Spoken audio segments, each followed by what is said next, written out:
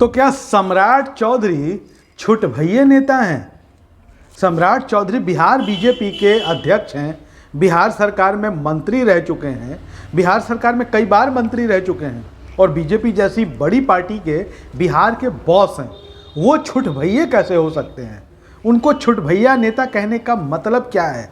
आखिर क्यों उनको छुटभइया नेता कहा गया और किसने कह दिया उन्हें छुटभइया नेता?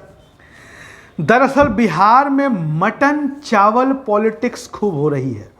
हुआ यूं कि जनता दल यूनाइटेड के राष्ट्रीय अध्यक्ष राजीव रंजन सिंह उर्फ ललन सिंह सांसद हैं मुंगेर से, और वो लगातार हमेशा अपने कार्यकर्ताओं के बीच मटन वगैरह की जो वेज नॉन वेज की पार्टी देते रहते हैं। पहले भी उन्होंने दिया था, इस बार एक बार और उन्होंने पार्टी दी, लेकिन इस बार की पार्टी खासा विवादों में रही, क्योंकि राजीव रंजन सिंह उर्फ ललन सिंह की पार्टी के बाद बिहार बीजेपी के प्रदेश अध्यक्ष सम्राट चौधरी ने यह आरोप लगा दिया कि मटन और शराब की वहां पार्टी चल रही थी, ललन सिंह ने दी थी। सम्राट चौधरी ने यह भी कहा कि जनता दल यूनाइटेड एक अनोखी पार्टी है जो मटन और शराब खिलाकर पिलाकर लोगों का वोट लेना चाहती है। मटन तक तो तब भी बात ठीक थी, लेकिन बात शराब की आ गई। जनता दल यूनाइटेड के मुंगेर के जिला अध्यक्ष हैं नचिकेता मंडल। उन्होंने सम्राट चौधरी को लीगल नोटिस भेज दिया कि आप यह साबित करिए कि जो राजीव रंजन सिंह उर्फ ललन सिंह, जो मुंगेर के माननीय सांसद हैं, जनता दल यूनाइटेड के माननीय अध्यक्ष हैं, उन्होंने जो भोज दिया था महागठबंधन के कार्यकर्ताओं को, उसमें शराब परोसी गई थी। 15 दिनों का वक्त दिया गया है। 15 दिनों में इस लीगल नोटिस का जवाब सम्राट चौधरी को देना होगा। लेकिन ललन सिंह जब मीडिया से मुखातिब हुए, ललन सिंह से मीडिया ने पूछा कि बिहार बीजेपी के अध्यक्ष सम्राट चौधरी आपकी पार्टी में शराब चलने की बात का आरोप लगा रहे हैं। वो कह रहे हैं कि नीतीश कुमार की पार्टी जनता दल यूनाइटेड इकलौती ऐसी पार्टी है, एक अनोखी पार्टी है जो वोटों के लिए मटन, मांस और शराब की पार्टी देती है। इस पर ललन सिंह ने मीडिया के सामने साफ तौर पर कह दिया कि मैं छुटभइये लोगों का जवाब नहीं देता। उन्होंने सम्राट चौधरी को छुटभइया नेता करार दिया।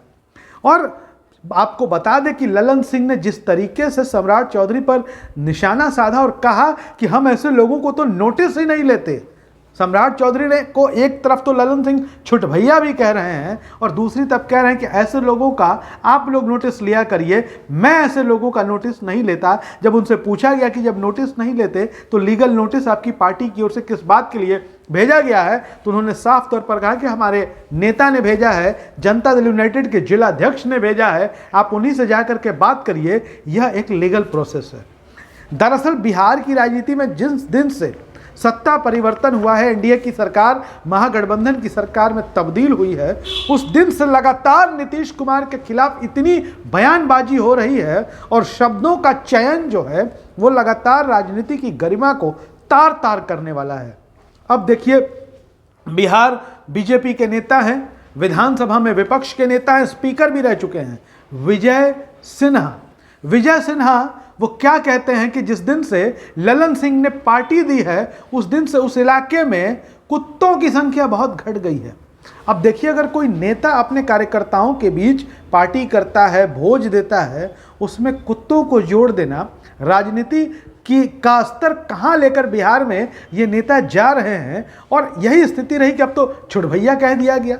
दरअसल राजनीति में अब तक ये होता था कि भाई बिहार में बीजेपी एक बड़ी पार्टी है, उनके प्रदेश अध्यक्ष सम्राट चौधरी अगर वो कोई आरोप लगाते थे ललन सिंह पर, ललन सिंह राष्ट्रीय अध्यक्ष हैं, तो कायदे से उनका जवाब देना चाहिए था। उन्होंने साफ तौर पर कह दिया कि हम छुटभइये लोगों का जवाब नहीं देते।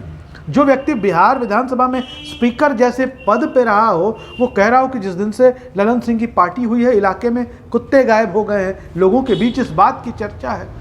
तो आप इस बात से अंदाज़ा लगा सकते हैं कि बिहार की राजनीति कहाँ पहुँच चुकी है। और जैसे जैसे विधानसभा या लोकसभा के चुनाव पहले हैं, लोकसभा के चुनाव जैसे जैसे नज़दीक आएंगे, विधानसभा के चुनाव जैसे जैसे नज़दीक आएंगे, वैसे भाषा का स्तर, भाषा की गरिमा और नीचे जाएगी और बयानों में कड़ापन देखने को मिल सकता है। और शब्दों के चयन पर हम बात नहीं करें तो बेहतर होगा, लेकिन अगर नेताओं के बीच की आपसी बयानबाजी गाली गलौज के स्तर पर भी पहुंच जाए तो बहुत आश्चर्य नहीं होना चाहिए।